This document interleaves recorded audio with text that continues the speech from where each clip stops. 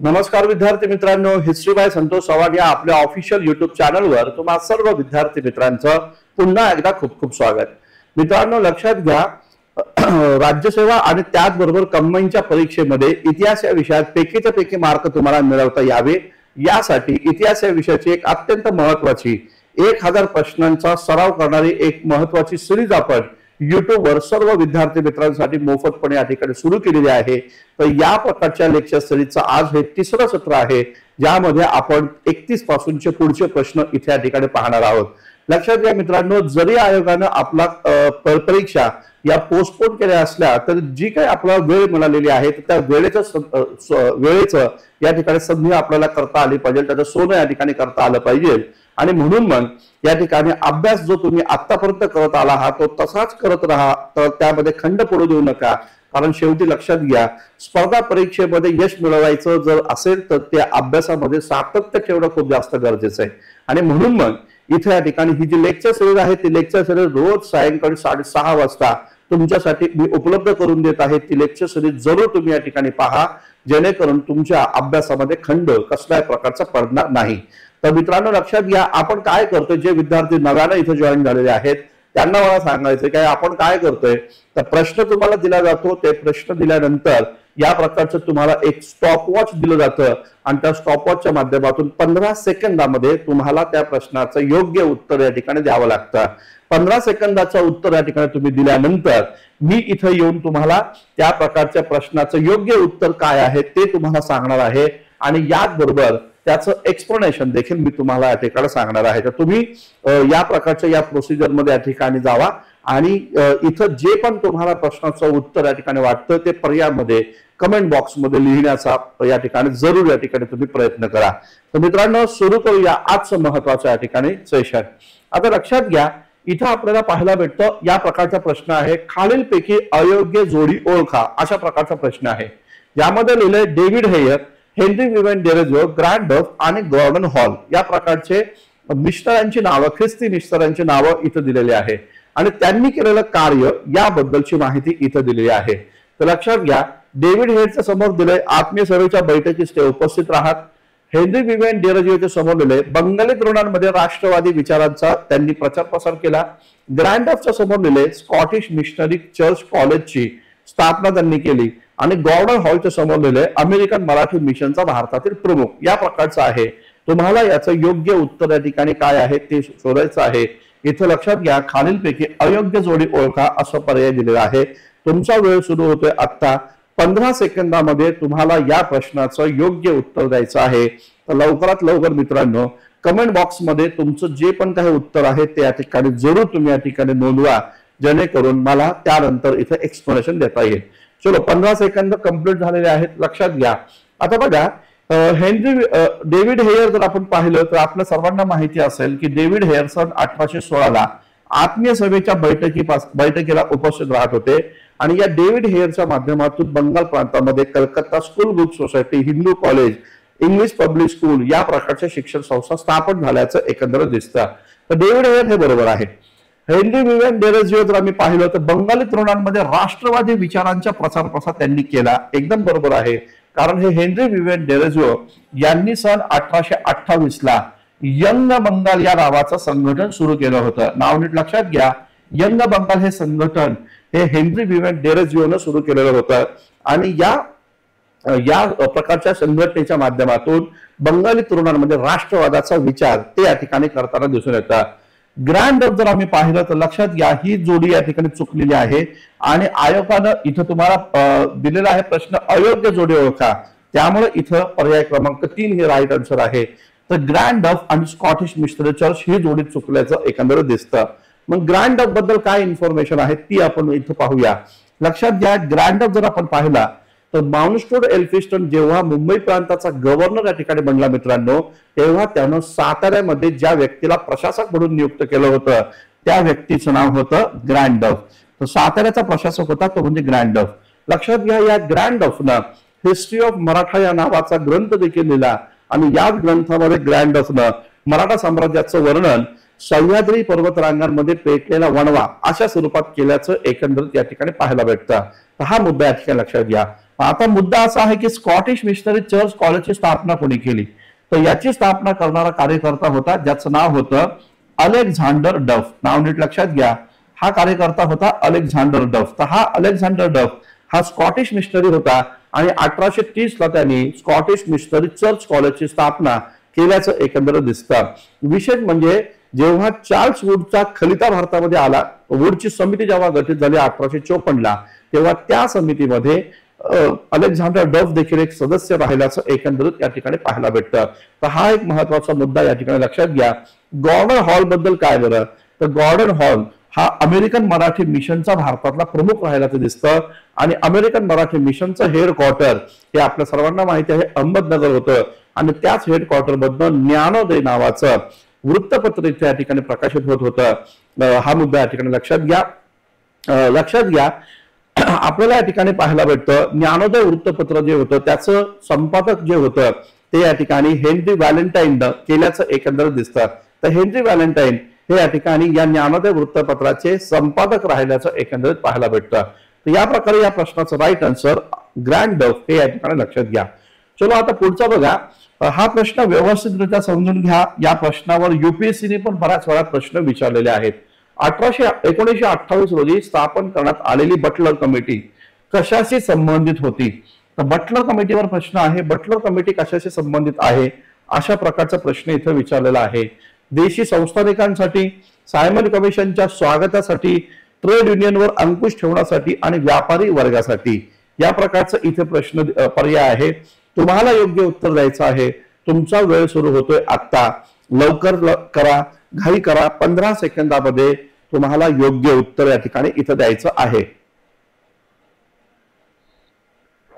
कमेंटमध्ये तुम्हाला प्रश्नाचं जो पर्याय आहे तो पर्याय इथं निवडायचा आहे. 15 सेकंद कंप्लीट झाले तर लक्षात घ्या ही जी बटलर कमिटी जी होती, सर हारकोर्ट बटलर यांच्या अध्यक्षतेखाली ही एक सदस्य समिती होती जिचं नाव होतं बटलर कमिटी आणि ती कशाशी संबंधित होती? तर देशी संस्थानिकांशी संबंधित होती. हा मुद्दा या ठिकाणी लक्षात घ्या. आता काय होतं बटलर कमिशनच्या मागचं राजकारण किंवा का बरं बटलर कमिशन स्थापन करण्यात आलं, त्याचा इतिहास काय नेमका आहे तो थोडासा आपण इथे समजून घेऊया. लक्षात घ्या सन 1921 साली नरेंद्र मंडळाची स्थापना करण्यात आली होती. नरेंद्र मंडळ जे आहे ते नरेंद्र मंडळाची स्थापना करण्यात आली. नरेंद्र मंडळाची स्थापना करण्यामागचा उद्देश काय होता? तर याचा उद्देश होता द चेंबर ऑफ प्रिन्सेसची स्थापना करण्यात आली. त्याचा उद्देश हा होता की भारतातील जेवढे काही संस्थानिक आहे त्यांचं हितसंबंध साधण्यासाठी कायदे मंडळामध्ये एक या ठिकाणी मंडळ असलं पाहिजे या प्रकारची भूमिका नरेंद्र मंडळाच्या माध्यमातून झाली आणि अशा प्रकारे 1921 ला संस्थानिकांचा हितसंबंध जपण्यासाठी नरेंद्र मंडळाची स्थापना करण्यात आल्याचं दिसून येतं. लक्षात घ्या जसं हे नरेंद्र मंडळ स्थापन झालं तसं भारतातल्या ठिकठिकाणी संस्थानिकांमध्ये या नरेंद्र मंडळाला विरोध झाला आणि नरेंद्र मंडळाच्या विरोधामध्ये प्रजा मंडळाची स्थापना करण्यात आल्याचं एकंदरीत या ठिकाणी पाहायला भेटतं. आणि या प्रजा मंडळाला अखिल भारतीय स्तरावर संघटित करण्याचं कार्य हे 1927 रोजी करण्यात आल्याचं दिसून येतं. बलवंतराय मेहता जे आहे त्या बलवंतराय मेहत्यांनी प्रजा मंडळाची अखिल भारतीय स्तरावर संघटित केलं, ज्याला आपण all India state people conference या नावानं संबोधतो. तर लक्षात घ्या बलवंतराय मेहता यांच्या माध्यमातून 1927 ला अखिल भारतीय प्रजा मंडळाची म्हणजे स्टेट पीपल कॉन्फरन्सची स्थापना करण्यात आली. ज्या स्टेट पीपल कॉन्फरन्सनं नरेंद्र मंडळाला विरोध करून प्रजा मंडळाची मागणी केल्याचं दिसून येतं. याच दरम्यानच्या काळामध्ये सायमन कमिशन भारतात येणार होतं. सायमन कमिशनच्या माध्यमातून नवा कायदा भारतीयांना दिला जाणार होता. अशा सगळ्या परिस्थितीमध्ये भारतीय संस्थानिकांनी लंडन गाठलं आणि त्यामध्ये त्यांनी राणीच्या जाहीरनाम्याची आठवण करून दिली. राणीच्या जाहीरनाम्याने भूमिका अशी मांडली होती की संस्थानिकांच्या राजकीय अस्तित्वाला कसल्याही प्रकारचा धक्का इंग्रजांकडनं पोहोचणार नाही आणि म्हणून मग या गोष्टीची आठवण करून दिल्यानंतर त्यावर पुन्हा एकदा प्रतिक्रिया आणि त्यावर पुन्हा एकदा आश्वासन संस्थानिकांना द्यावं या उद्देशानं हारकोर्ट बटलर कमिटी गठीत करण्यात आली आणि त्या कमिटीनं देशी संस्थानिकांसाठी एक महत्वाचा नियम निर्माण केला किंवा या प्रकारचं एक आश्वासन दिलं की जरी भारतामध्ये आम्ही त्या ठिकाणी लोकप्रतिनिधींच्या द्वारे सत्ता स्थापन करत असलो किंवा लोकप्रतिनिधींना कायदे मंडळामध्ये स्वतःचं सरकार स्थापन करण्याची संधी दिली असली तरी त्या लोकप्रतिनिधींना संस्थानिकांच्या कारभारामध्ये हस्तक्षेप करता येणार नाही या प्रकारचं आश्वासन हे बटलर कमिटीनं भारतीय संस्थानिकांना दिल्याचं एकंदरीत दिसतं। या बटलर कमिटीवर युपीएससी खूप सारे प्रश्न विचारलेले आहेत। राज्यसेवेच्या मेन्सला एकदा बटलर कमिटीवर प्रश्न विचारला गेला होता, हे या ठिकाणी लक्षात घ्या। तर इथून पुढच्या परीक्षेमध्ये बटलर कमिटीवर प्रश्न विचारला जाण्याची शक्यता ही नाकारता येत नाही। ठीक आहे, या प्रकारचा हा प्रश्न आपण पाहिला। चलो नेक्स्ट क्वेश्चन आता आपण इथे या ठिकाणी पाहूया। आता बघा हा प्रश्न आहे, खालील वर्णनावरून योग्य पर्याय निवडा। खालील वर्णनावरून योग्य पर्याय निवडा या प्रकारचा प्रश्न आहे आणि ज्यामध्ये दिले 4 सेंटेन्स दिले, तुम्हाला त्या व्यक्तीचं नाव इथं ओळखायचं आहे। त्यानं आपल्या राज्यात रिसाल व्यवस्था लागू केली, त्यानं आपल्या राजधानीतील स्वातंत्र्य वृक्ष उभा केला, राजधानीत स्वातंत्र्य वृक्ष उभा केला। बर्टन स्टाईनच्या मते त्याची राज्यातील महसूल व्यवस्था ही सैन्य वित्तवादावर आधारित होती असं म्हटलं आणि त्यानं आपल्या राजधानीत शृंगेरी मठाची दुरुस्ती करून शारदा देवीच्या मूर्तीची प्रतिष्ठापना केली। तर हा व्यक्ती कोण आहे या प्रकारचा प्रश्न इथं विचारलेला आहे। तर तुम्हाला ती व्यक्ती ओळखायची आहे। तर तुमचा टाइम इथे या ठिकाणी आता आपण सुरू करत आहोत। 15 सेकंदामध्ये या प्रश्नाचं राईट आन्सर या ठिकाणी द्या। लवकरात लवकर याचं राईट आन्सर या ठिकाणी द्यायचा प्रयत्न करा। यस, पहा, बाजीराव प्रथम, महाराजा रणजित सिंह, निजाम उल मुल्क की टिपू सुलतान। तर तुमचे 15 सेकंद इथं कंप्लीट झालेले आहेत। या प्रकारचं वर्णन आहे ते म्हणजे टिपू सुलतानशी संबंधित। लक्षात घ्या, टिपू सुलतान हा म्हैसूर राज्याचा या ठिकाणी शासक राहिला। हैदर अलीने म्हैसूर राज्याची स्थापना केली, त्यानंतर टिपू सुलतान इथे या ठिकाणी सत्तेवर आल्याचं दिसून येतं। टिपू सुलताननं त्याच्या राज्यामध्ये रिसाल व्यवस्था निर्माण केली होती, हा महत्वाचा मुद्दा या ठिकाणी लक्षात असू द्या। त्याचबरोबर इथं पाहायला भेटतं की त्यानं आपल्या राजधानीमध्ये स्वातंत्र्य वृक्ष या ठिकाणी निर्माण केला।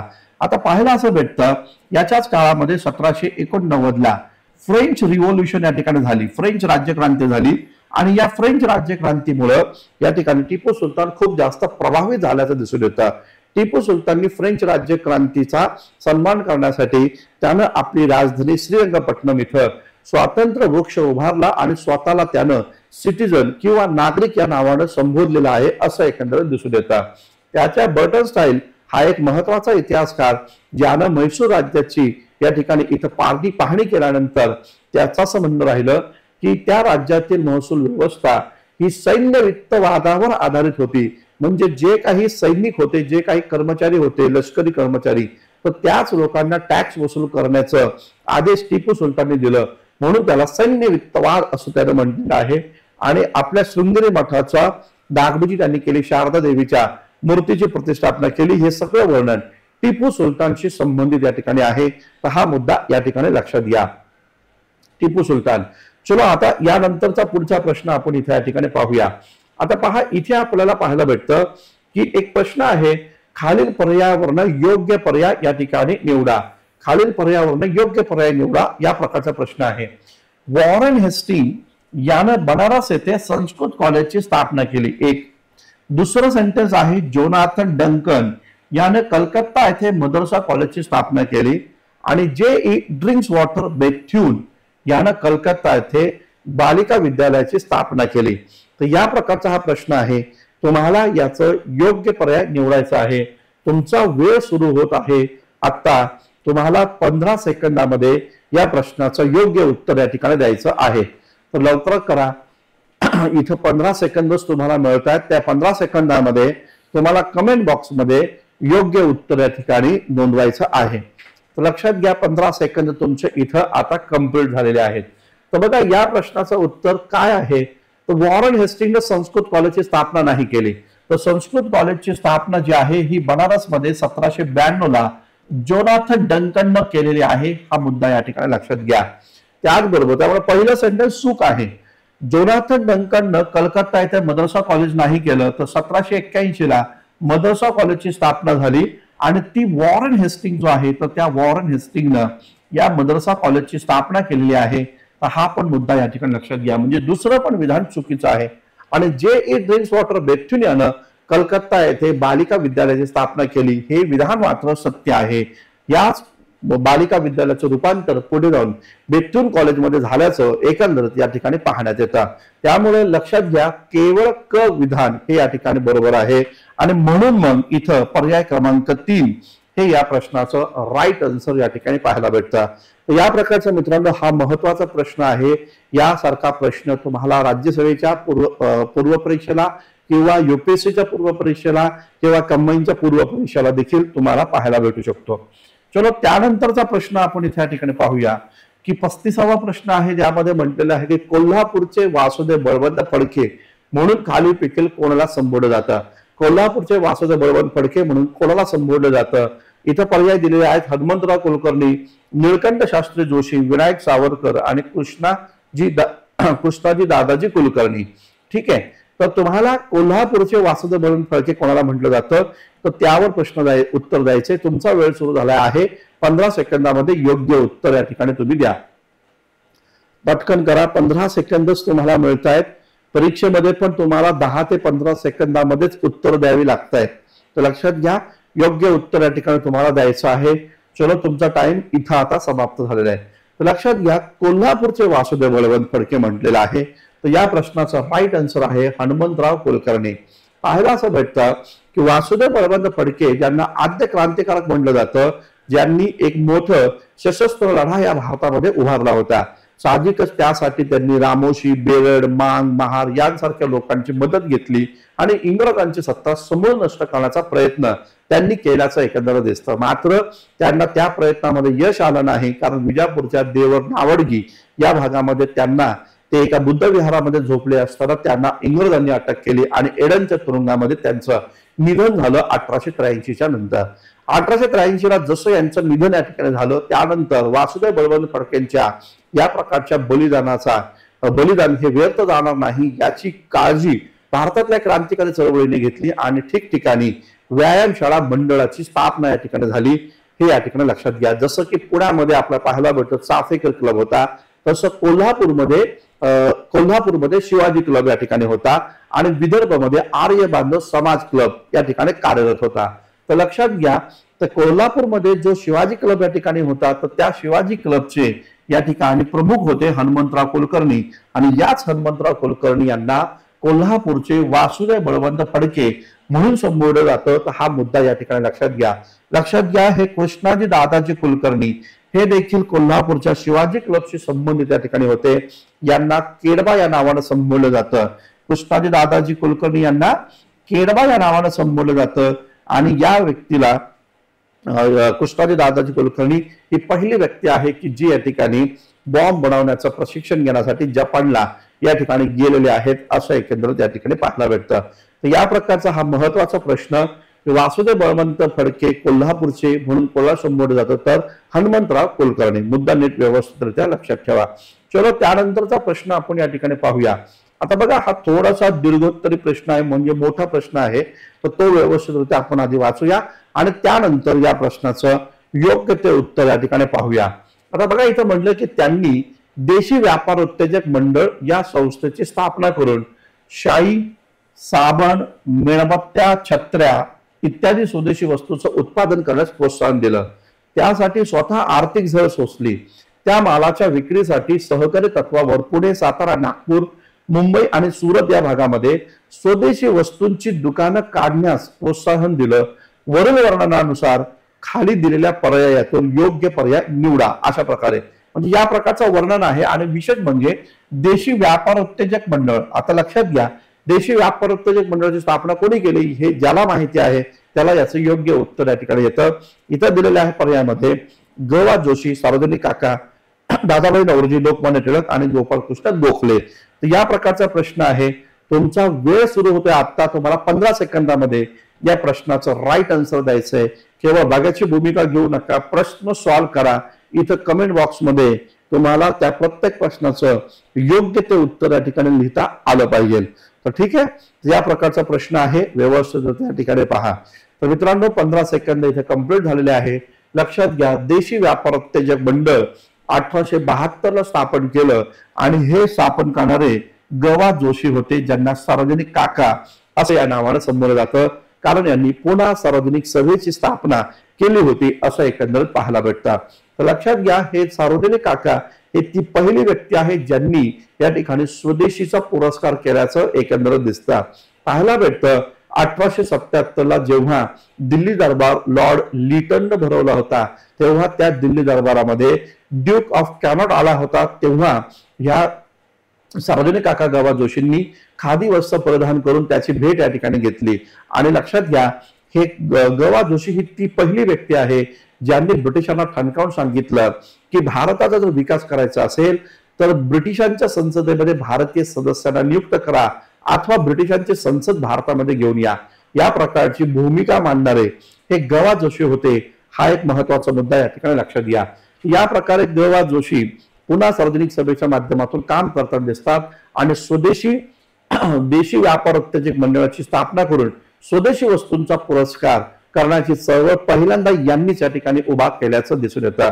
याच गवा जोशींनी वासुदेव बळवंत फडके यांचं वकील पत्र देखील, जेव्हा त्यांना अटक झाली तेव्हा त्यांचं वकील पत्र देखील या गवा जोशींनीच घेतल्याचं एकंदरीत या ठिकाणी पाहायला भेटतं. तर या प्रकारचा हा प्रश्न आपण या ठिकाणी पाहिला. लक्षात घ्या मित्रांनो की परीक्षा जी आहे ही परीक्षा आपली होणारच आहे, मात्र आपल्या विद्यार्थ्यांचं काय होतं की जोपर्यंत आयोग परीक्षेची डेट डिक्लेअर करत नाही तोपर्यंत मुलं अभ्यासच करत नाही.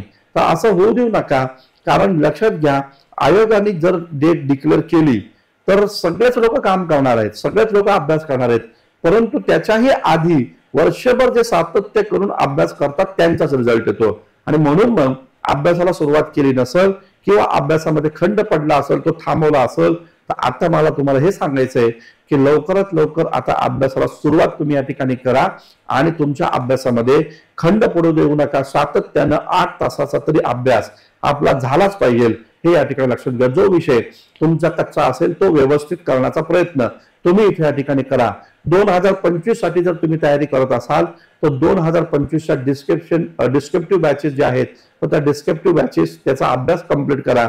तुम्ही या ठिकाणी आतापासूनच ऑप्शनल सब्जेक्ट आणि त्याचबरोबर जीएस चे सब्जेक्ट हे कव्हर करण्याचा प्रयत्न करा, हे इथे या ठिकाणी सांगणं आहे माझं.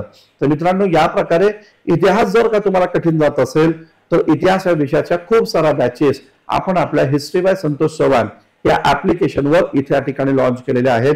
तर तुम्ही प्ले स्टोअरवर जावा किंवा इथं डिस्क्रिप्शन बॉक्समध्ये आपल्या ऍप्लिकेशनची लिंक मी तुम्हाला देतोय. तर तुम्ही या प्रकारच्या ऍप्लिकेशनला आपल्या मोबाईलमध्ये डाउनलोड करा आणि हवी असणारी बॅच तुम्ही इथं या ठिकाणी जॉईन करा. अगदी 10 रुपयापासून ते साधारणतः 25,000 पर्यंतच्या सगळ्या प्रकारचे कोर्सेस इथे उपलब्ध आहे तुमच्यासाठी. तर तुम्ही हिस्ट्री बाय संतोष चव्हाण हे ऍप्लिकेशन जरूर या ठिकाणी डाउनलोड करा. लक्षात घ्या, आपल्या ऍप्लिकेशनवर काही महत्वाच्या नव्यानं बॅच आपण सुरू केलेल्या आहेत. त्यापैकी एक महत्वाची बॅच आहे की जी राज्यसेवा पूर्व परीक्षा 2024 साठीची वन डे रिव्हिजन बॅच या ठिकाणी आहे. तर वन डे रिव्हिजन बॅच मध्ये एकूण 30 ते 40 व्हिडिओ तुम्हाला पाहायला भेटतील आणि या प्रकारच्या 30-30 मिनिटाचे 40 व्हिडिओ इथे या ठिकाणी आहे. केवळ 100 रुपयामध्ये ही बॅच आपण विद्यार्थी मित्रांसाठी उपलब्ध करून दिली.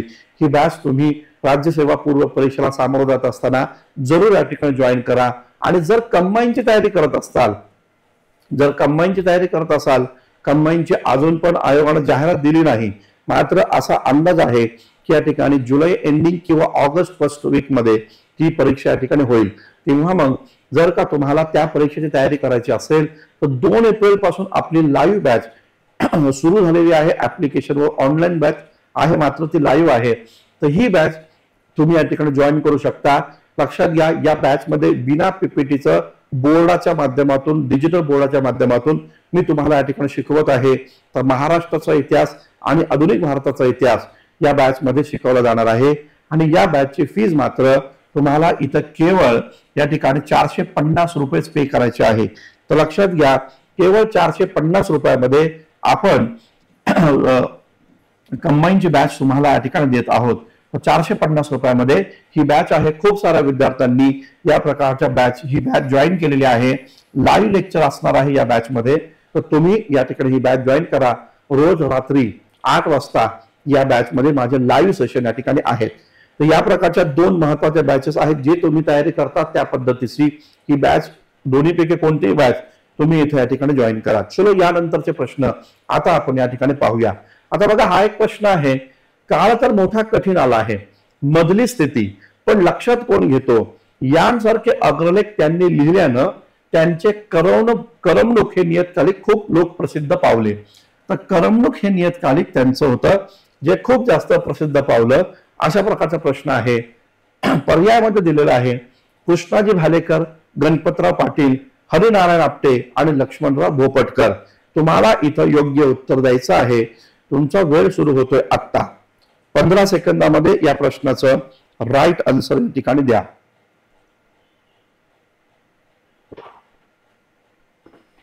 द्या पटकन उत्तर द्या. 15 सेकंदच तुम्हाला द्यायचंय.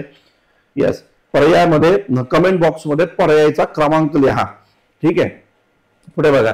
काळ तर मोठा कठीण आला आहे, मधली स्थिती पण लक्षात कोण घेतो यांसारखे अग्रलेख लिहिले त्या व्यक्तीचं नाव होतं हरिनारायण आपटे. तर नाव नीट लक्षात घ्या. हरिनारायण आपटे हे या प्रश्नाचं राईट आन्सर आहे. यांनी करमणूक नावाचं नियतकालिक चालवलं होतं असं एकंदर दिसतं. जेव्हा महाराष्ट्रामध्ये मोठ्या प्रमाणात दुष्काळ आला होता तेव्हा त्यांनी काळ तर मोठा कठीण आला आहे या नावाचं अग्रलेख या ठिकाणी चालवल्याचं एकंदर दिसतं. लोकमान्य टिळकांचे अत्यंत जवळचे सहकारी होते हरिनारायण आपटे. तर हा महत्वाचा मुद्दा आहे. यदी फडकेंच्या पुस्तकात या व्यक्तीचं नाव दिसेल. कथा स्वातंत्र्याच्या पुस्तकात हरिनारायण आपटे बद्दलची माहिती तुम्हाला या ठिकाणी पाहायला भेटेल. कृष्णाजी भालेकर महात्मा ज्योतिराव फुल्यांच्या सत्यशोधक चळवळीतील महत्वाचे कार्यकर्ते होते. या कृष्णाजी भालेकर यांनी दीनबंधू नावाचं वृत्तपत्र चालवलेलं आहे. हा मुद्दा या ठिकाणी लक्षात घ्या. सन 1877 ला दीनबंधू हे वृत्तपत्र सुरू केलं. गणपतराव पाटील जे होते त्यांनी दीन मित्र नावाचं वृत्तपत्र सुरू केल्याचं एकंदर पाहायला भेटतं. गणपतराव पाटील हे कृष्णाजी भालेकरांचा भाचा होता. लक्ष्मणराव भोपटकर जे आहे, लब भोपटकर यांचं पण एक वृत्तपत्र होतं ज्या वृत्तपत्राचं नाव होतं भाला. तर भालाकार भोपटकर या नावानं यांना ओळखलं जात होतं. हा मुद्दा या ठिकाणी लक्षात घ्या. ठीक आहे, चला आता बघा हे एक्सप्लेनेशन जे मी तुम्हाला देतोय ना ते व्यवस्थितरित्या ऐकून घ्या. कुठेतरी त्याच्यासाठी एक डायरी मेंटेन करा, कुठेतरी इन्फॉर्मेशन त्याच्या संदर्भात लिहून काढा आणि या ज्या इन्फॉर्मेशन ज्या दिलेल्या आहेत तुम्हाला एक्स्ट्रा इन्फॉर्मेशन, त्याच इन्फॉर्मेशन तुम्हाला परीक्षेच्या आधी वाचायच्या आहेत जेणेकरून तुमची वन डे रिडिंग ज्याला आपण म्हणतो ती कंप्लीट त्यामधनं होऊन जाईल. म्हणजे परीक्षेला इथून प्रश्न जे येत आहेत ना ते प्रश्न तुम्हाला या ठिकाणी त्याचे उत्तर पेपरमध्ये देता येईल. ठीक आहे, पुढचा प्रश्न पहा. आता बघा हा एक प्रश्न आपल्याला पाहायला भेटतो. इंग्रजांच्या दडपशाही विरुद्ध लढाईत बलिदान करण्याचा प्रसंग आला तरी तो सर्वोच्च सन्मानच होय. भारतीय जनतेस अशा प्रकारचे आव्हान करणारे राक्षसी महत्वाकांक्षा हे नाटक खालीलपैकी कोणी लिहिले? तर राक्षसी महत्वाकांक्षा हे नाटक कोणी लिहिलं अशा प्रकारचा प्रश्न आहे. सच्चिदानंद सन्याल, ज्ञानेंद्रनाथ बसू, वीर वामनराव जोशी आणि कृष्णाजी खाडीलकर या प्रकारचा प्रश्न आहे. तुम्हाला फक्त 15 सेकंदामध्ये यापैकी पर्यायाचं योग्य उत्तर या ठिकाणी द्यायचंय. मी इथं तुमचा वेळ सुरू होतोय आता. मी इथे या ठिकाणी पाहतोय बरेचसे विद्यार्थी लेक्चर पाहत आहेत मात्र पर्यायाचं उत्तर या ठिकाणी तुम्ही देत नाहीये कमेंट बॉक्समध्ये. तर त्या कमेंटमध्ये तुम्ही त्याचं उत्तर द्यायचा प्रयत्न या ठिकाणी करा. ठीक आहे, बघा 15 सेकंद तुमच्या इथे समाप्त झालेले आहेत. तर लक्षात घ्या राक्षसी महत्वाकांक्षा हे जे नाटक आहे हे नाटक वीर वामनराव जोशी यांनी या ठिकाणी लिहिल्याचं एकंदर दिसतं. तर वीर वामनराव जोशी यांचं साधारणतः 1911 ला यांचं हे नाटक खूप प्रसिद्ध झाल्याचं दिसतं, राक्षसी महत्वाकांक्षा. ठीक आहे, या प्रकारचं या नाटकाच्या माध्यमातून क्रांतिकारी चळवळीला एक प्रकारे सपोर्टिव्ह भूमिका वीर वामनराव जोशी या ठिकाणी घेताना एकंदरीत दिसून येतं. लक्षात घ्या कृष्णाजी प्रभाकर खाडीलकर यांचं एक वैशिष्ट्य आहे. यांनी एक महत्वाचं नाटक लिहिलं. त्या नाटकाचं नाव होतं कीचकवध. कीचकवध या नावाचं नाटक त्यांनी या ठिकाणी लिहिल्याचं दिसतं. यामध्ये जहाल आणि मवाळ यांच्याबद्दल जो डिफरन्स होता तो समजावून सांगण्याचा प्रयत्न केला. आणि सचिंद्रनाथ सन्याल यांचं एक महत्वाचं आत्मचरित्र आहे, याचं नाव आहे बंदी जीवन. नाव नीट लक्षात घ्या. तर बंदी जीवनवर प्रश्न विचारला जाईल. बंदी जीवन हे आत्मचरित्र कोणाचं? तर या ठिकाणी सचिंद्रनाथ सन्याल यांचं. तो मुद्दा नीट लक्षात घ्या.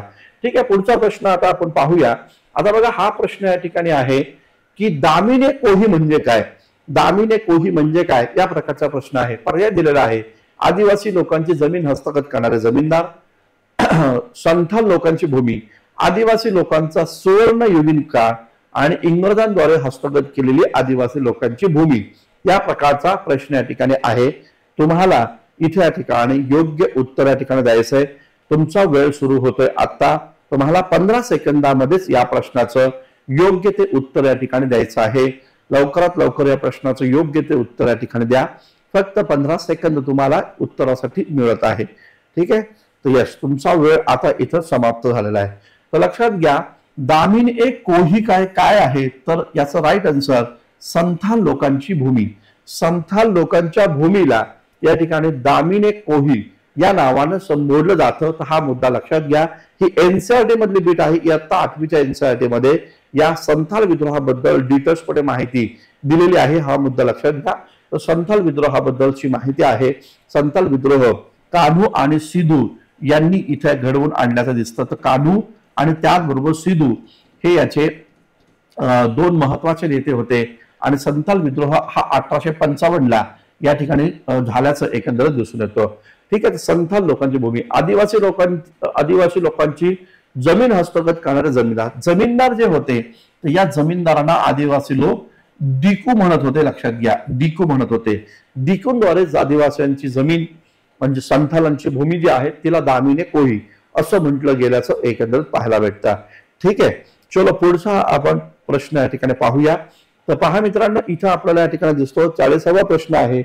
खूप इम्पॉर्टंट प्रश्न आहे हा। प्रश्न व्यवस्थित पाहूया आपण की 1940 रोजी रामगढ अधिवेशनाला सुरुवात होण्यापूर्वीच युद्धविरोधी भाषणे केल्याने खालीलपैकी कोणत्या राष्ट्रीय पुढाऱ्याला इंग्रजांनी अटक केलं? रामगढ अधिवेशनाला सुरुवात होण्यापूर्वीच युद्धविरोधी भाषणे केल्यामुळे कोणत्या राष्ट्रीय पुढाऱ्याला इंग्रजांनी अटक केलं असा प्रश्न आहे।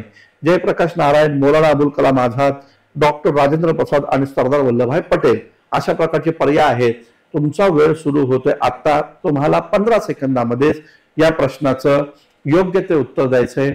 लक्षात घ्या मित्रांनो, जर का तुम्हाला इतिहास हा विषय कठीण जात असेल आणि इतिहास या विषयामध्ये पैकीच्या पैकी मार्क मिळवायचे असतील तर हिस्ट्री बाय संतोष चव्हाण हे आपलं ऍप्लिकेशन जरूर तुम्ही या ठिकाणी डाउनलोड करा आणि त्या ऍप्लिकेशन मध्ये असणाऱ्या बॅचेस तुम्ही या ठिकाणी परचेस करून घ्या। लक्षात घ्या, या प्रकारचा प्रश्न जर मी पाहिला तर या प्रकारच्या प्रश्नाचं राईट आन्सर आहे ते म्हणजे जयप्रकाश नारायण। जयप्रकाश नारायण आपल्या सर्वांना माहिती आहे, जेपी ज्यांना म्हटलं जातं, ज्यांनी काँग्रेस समाजवादी पक्ष या नावाचा पक्ष 1934 साली स्थापन केला होता आणि समाजवादी पक्षानं भारतीय राष्ट्रीय काँग्रेसला सर्वच प्रकारच्या आंदोलनामध्ये सपोर्ट केल्याचं दिसतं। 1942च्या क्विट इंडिया मुवमेंट मध्ये देखील समाजवादी पक्षानं मोठ्या प्रमाणात कामगिरी केल्याचं दिसून येतं। तर हे जयप्रकाश नारायण जे होते, या जयप्रकाश नारायण यांनी या ठिकाणी दुसऱ्या महायुद्धाला विरोध करून त्यांनी या ठिकाणी राष्ट्रीय चळवळीला सपोर्ट केल्याचं एकंदर दिसतं। गांधींच्या चलो जाव चळवळीमध्ये सहभाग घेतला। तर या जयप्रकाश नारायणनी युद्धविरोधी भाषण केल्यामुळं रामगढ अधिवेशनाला सुरुवात होण्याच्या आधीच यांना अटक करण्यात आल्याचं दिसून येतं।